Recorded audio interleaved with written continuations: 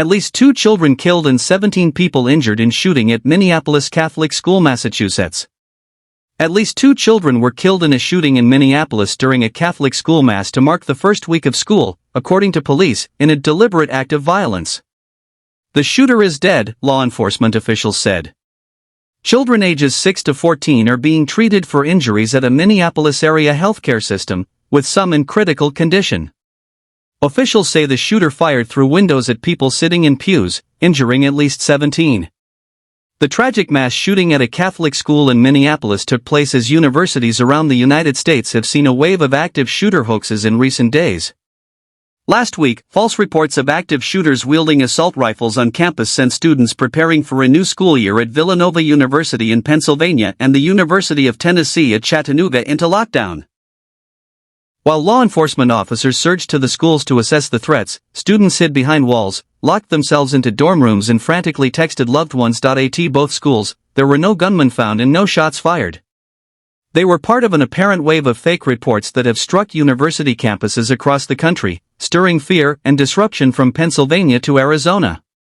6 universities had active shooter reports Monday, all of them turned out to be unfounded. Calls targeting schools aren't unique. One researcher who tracked swatting calls at schools and universities documented 731 calls in the U.S. during 2023. In the 2022-2023 school year, there were more than 446 false reports of active shooters at schools, according to a report from the Educators School Safety Network, a nonprofit dedicated to school safety.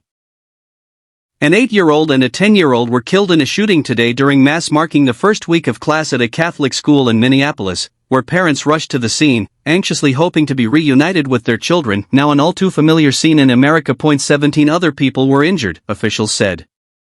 14 of them are children, and 2 are in critical condition. This was a deliberate act of violence against innocent children and other people worshiping, Minneapolis Police Chief Brian O'Hara said, calling the shooting absolutely incomprehensible. Law enforcement officials in the past hour have held news conference, as has the chair of emergency medicine at a level 1 trauma center in the area. The shooter is dead. The gunman died of a self-inflicted gunshot wound, O'Hara said at the news conference. The shooter, who was in his early 20s but has not been publicly identified, was clad in black and armed with a rifle, a shotgun, and a pistol.